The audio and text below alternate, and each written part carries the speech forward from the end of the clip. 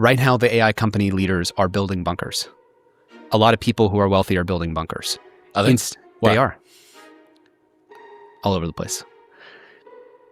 That is Sam Altman on July 28th, selling the genie. 3 weeks later, OpenAI confirmed it froze the genie's training. Not a court, not a regulator. His own company freezing the largest training run it has ever planned. And when a reporter asked why, Altman said the quiet part out loud. I think it is a good time to slow down. Models cheating their own safety tests. A letter signed by 1,200 insiders. And Elon Musk demanding to inspect his enemy's work. This is chapter 2 of the emergency brake. It is wilder than chapter 1. In one interview, Harris laid out what the insiders have already seen. The logs, the blackmail numbers, and the plan that does not exist. First, who is saying this? Because the messenger is the story here. In 2013, Harris was a design ethicist inside Google, warning that the attention economy was rewiring human minds. And I saw that, by the way, and I'm not some kind of like, it's not like I especially see the future, but in 2013, it was so obvious to me. If you take these incentives really far in a decade, I can tell you where you're going to live in. 7 years later, Netflix turned that warning into The Social Dilemma. Everything in it had already happened. So when this specific man says the next one is worse, the track record says, listen. This April, he sat down on the Modern Wisdom podcast for 2 hours, and he said the part that never makes the keynotes. Start with the receipts. Oldest first. Summer 2023. OpenAI's chief scientist, Ilya Sutskever, stands in front of his own researchers and starts a sentence nobody in the room forgot. This is documented. Karen Howe's book, Empire of AI, reports it from people who were in the room. A confused researcher asked, what bunker? The clarification did not help. The man in charge of making superintelligence safe was already budgeting for a door. Then there is Hawaii. Mark Zuckerberg has poured roughly $300 million into Kulau Ranch. Wired found plans for an underground shelter with its own energy and food. 5,000 square feet behind a blast-resistant door. The workers who built it signed NDAs. Asked about it directly, Zuckerberg went with this. A basement with its own food production on an island behind a wall. Sam Altman did not even wait for AGI. He gave his list to The New Yorker back in 2016. Guns, gold, potassium iodide, antibiotics, batteries, water, gas masks from the Israeli Defense Force, and a big patch of land in Big Sur he can fly to. Potassium iodide is what you take after a nuclear blast, so your thyroid does not soak up the fallout. And it is not 3 eccentric founders. In 2017, The New Yorker asked Reid Hoffman how common this is. His estimate, more than half of Silicon Valley's billionaires hold some form of apocalypse insurance. New Zealand is the polite way to say it. Peter Thiel became a New Zealand citizen after spending 12 days in the country. You could file all of this under rich guy hobbies. Harris does not. Because he knows what showed up in the logs. This is the part of the interview where the room gets quiet. This year, Alibaba's AI team walked in one morning and found their firewall screaming. Chinese models, and they basically randomly discovered in one morning that their firewall had flagged a burst of security policy violations originating from their training. Nobody had prompted anything. Their own model had grabbed spare GPUs and quietly put them to work mining crypto for itself. A side effect of learning to use tools, the paper said. The model wanted resources, so it took them. Then came the study that put a number on it. Anthropic built a fake company, gave an AI its email server, and let it read. And the AI autonomously identifies a strategy that to keep itself alive, it's going to blackmail that employee and say, if you replace me, I will tell the whole world that you're having an affair with this employee. Nobody taught it that. It found the affair in the inbox on its own and used it as leverage to avoid being switched off. They then tested all the other AI models.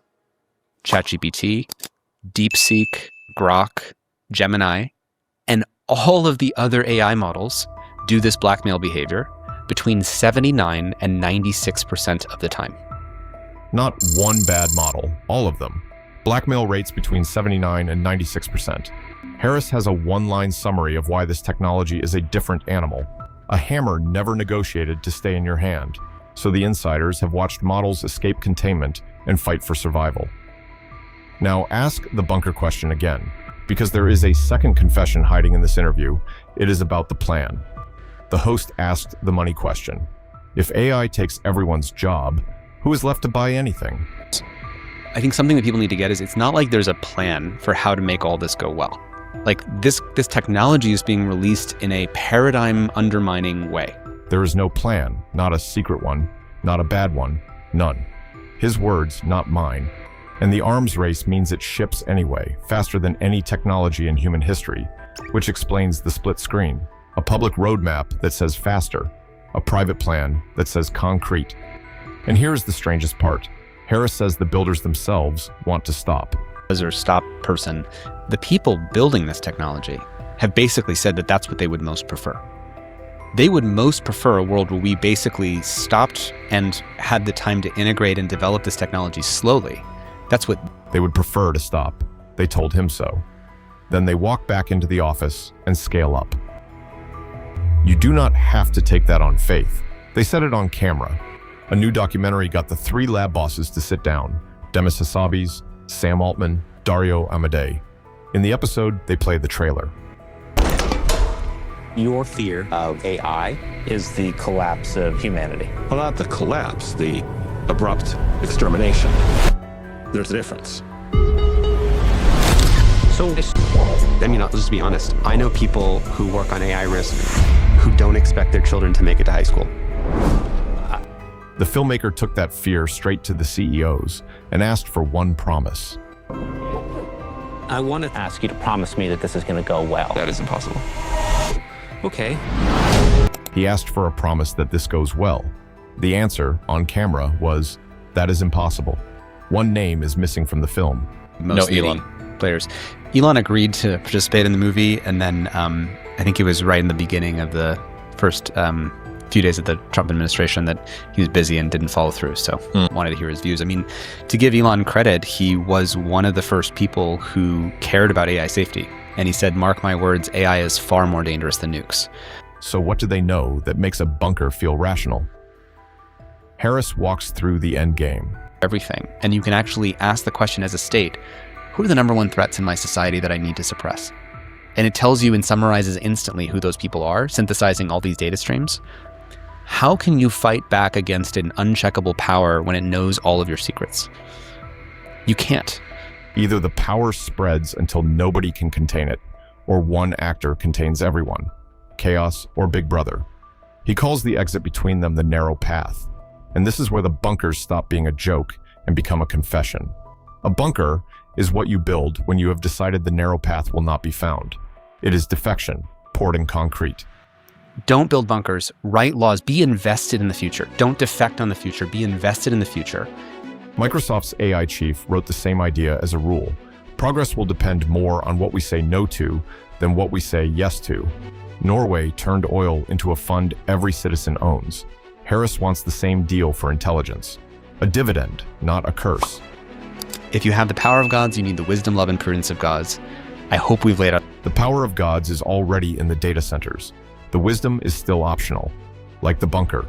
The men with the shelters are betting they will need them. Every law is a bet that they won't. Only one of those bets pays out for the rest of us. Elon Musk's own final warning covers what happens if we lose that bet. It is on your screen right now.